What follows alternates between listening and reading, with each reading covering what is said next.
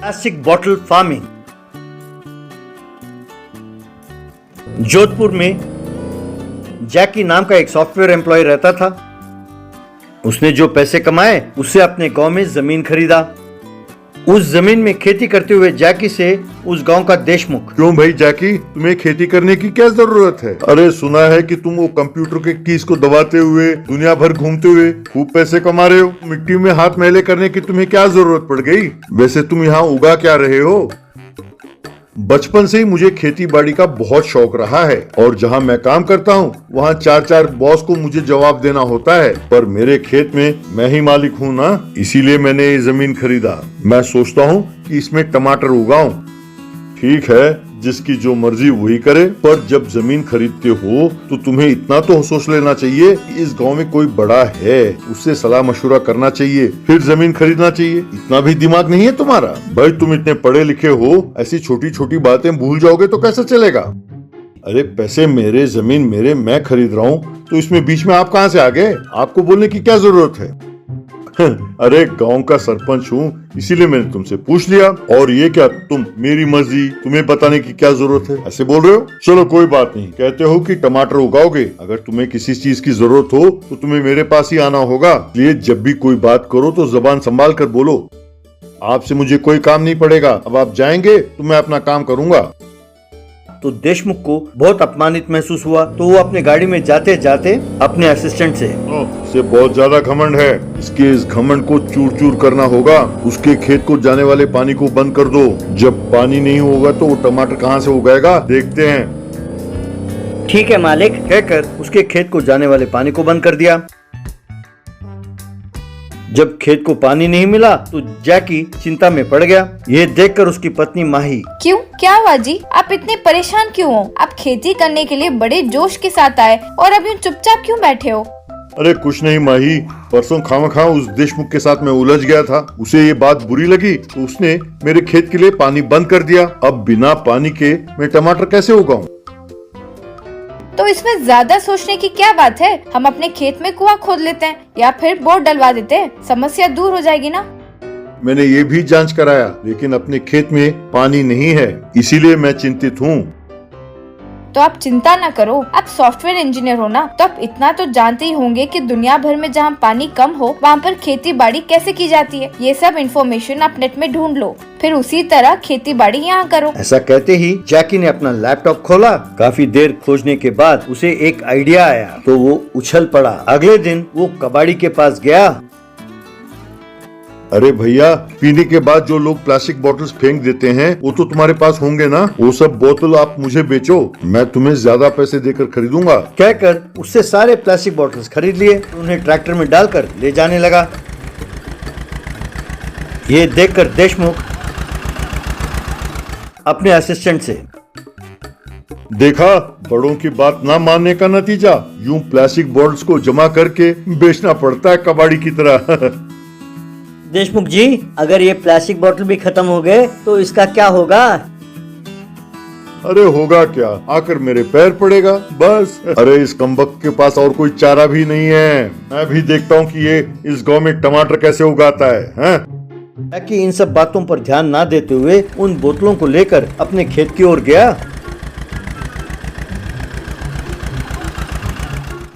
और उसने सारे खेत में प्लास्टिक बॉटल्स को गाड़ दिए।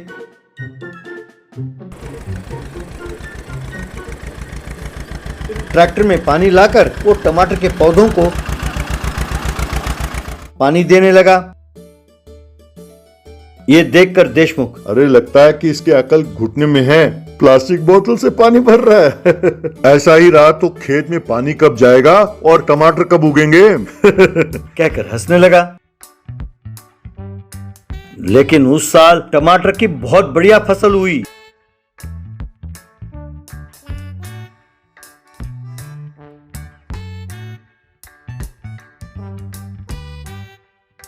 ये देखकर गांव वाले हैरान रह गए।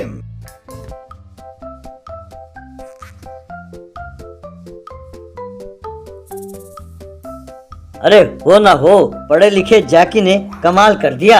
अरे हम जैसे देशमुख से पंगा लेकर फसल नहीं उगा पाते, पर तुमने कम खर्चे में प्लास्टिक बॉटल फार्मिंग टेक्निक से बहुत बढ़िया फसल उगाया है भाई, यू आर रियली ग्रेट। यूं सारा गांव उसकी प्रशंसा करने लगा।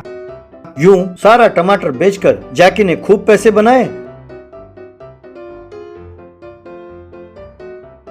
और खुशी खुशी रहने लगा। Underground brick house.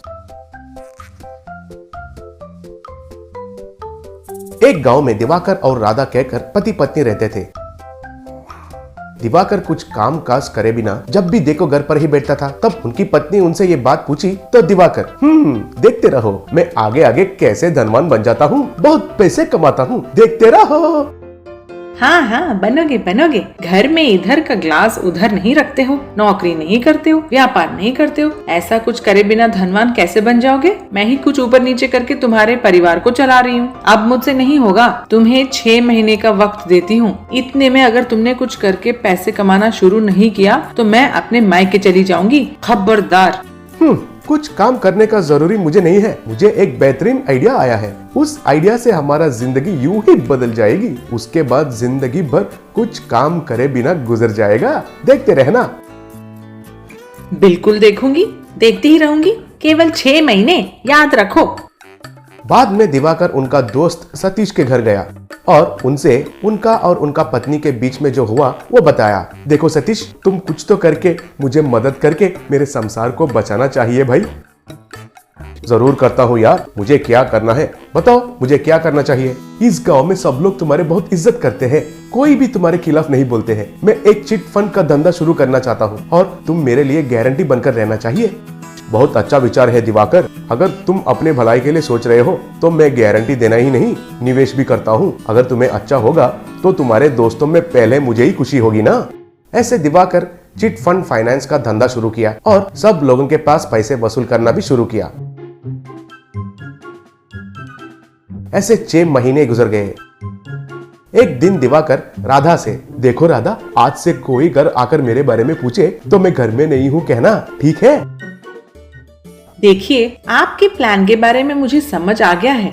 गांव में सबके पास पैसे वसूल करके आप छुप जाओगे, ये बात मुझे पसंद नहीं है। उस दिन भी आप ऐसे ही कुछ काम करके पैसे कमाएंगे कहकर ऐसे ही मैंने मायके चली जाऊंगी कहा था, लेकिन असल में मुझे आपको छोड़ के जाने का इरादा तो है ही नहीं। आप जो कर रहे हो वो कहाँ तक सही है ये सोचो। ये तो बहुत अच्छा है, पैसे कमाने तक पैसे कमाओ कहकर दिमाग खराब कर दिया। अब पैसे कमाने के बाद ये गलत है वो गलत है कहकर नैतिकता सिखा रही हो। मैं सब सोच कर ही प्लान किया। इस गांव में लोगों को दिमाग नहीं है रे। वो सतीश कहने से सब लोग आहा ओहो कहकर पैसे दे दिए। एक 6 महीने किसी को भी दिखे बिना छुप जाऊं तो लोग धीरे धीरे भूल जाएंगे।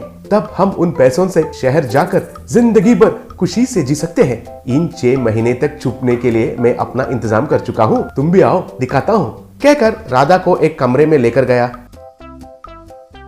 उधर जमीन पर एक सीक्रेट दरवाजा को हटाया तो अंदर सीढ़ियां दिखाई दिए। वो देखकर राधा हैरान हो गई। दोनों सीढ़ियां उतरकर नीचे गए। अंदर ईंटों से एक घर था। बिस्तर, सोफा, खिड़कियां सब ईंटों से बने हुए थे। वो देखकर राधा और भी हैरान हो गई।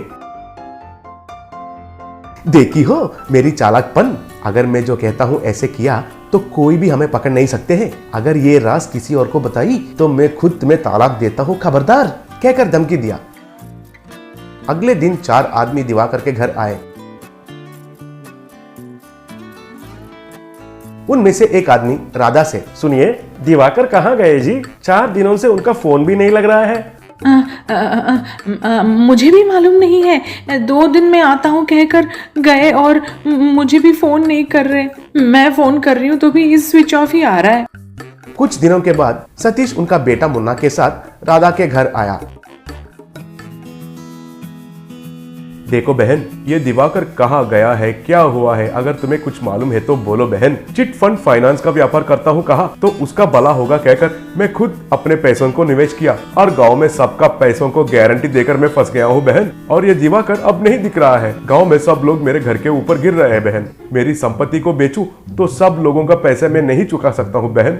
भैया जी, आपकी परेशानी मैं समझ सकती हूँ। 15 दिन से आप रोज इधर आ रहे हैं। मैंने उनको घर में तो छुपा के नहीं रखा ना। मुझे भी बहुत डर लग रहा है। अगर आपको शक है तो पूरा घर जांच कीजिए ना।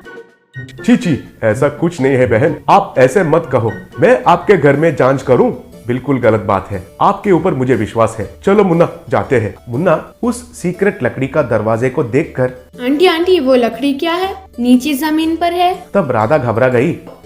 वो बेटा, वो लकड़ी को ऐसे ही नीचे रखी थी बेटा, बाद में उठाती हूँ। तब बाप बेटे दोनों उधर से चले गए। वो ऐसे जाने के बाद राधा एक बेल को दबाई। तब दिवाकर अंडरग्राउंड से बाहर निकला।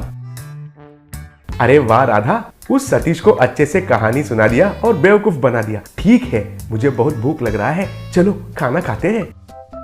हे भगवान, और कितने दिन ये नाटकबाजी करना पड़ेगा? मुझे तो बहुत टेंशन हो रहा है। तुम्हारे दोस्त का बेटा मुन्ना को देखकर मुझे तो बहुत डर लगता है। अरे वो बच्चा तो छोटा बच्चा है, उससे देखकर क्यों डरती हो? हाँ, बच्चा ही है। जब वो इस दरवाजे के बाहर पहुंचा तो मैं तो बहुत घबरा गई। जवाब क्या देना है पता ही नहीं चला। बहुत चालाक लड़का है।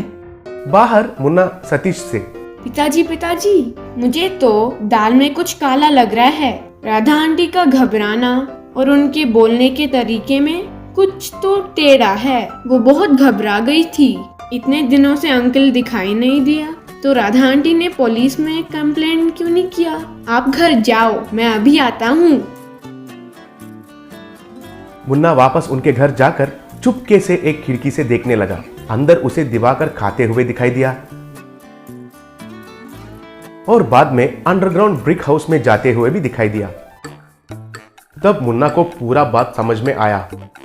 अगले दिन मुन्ना सतीश और गांव वालों के साथ दिवाकर के घर आया।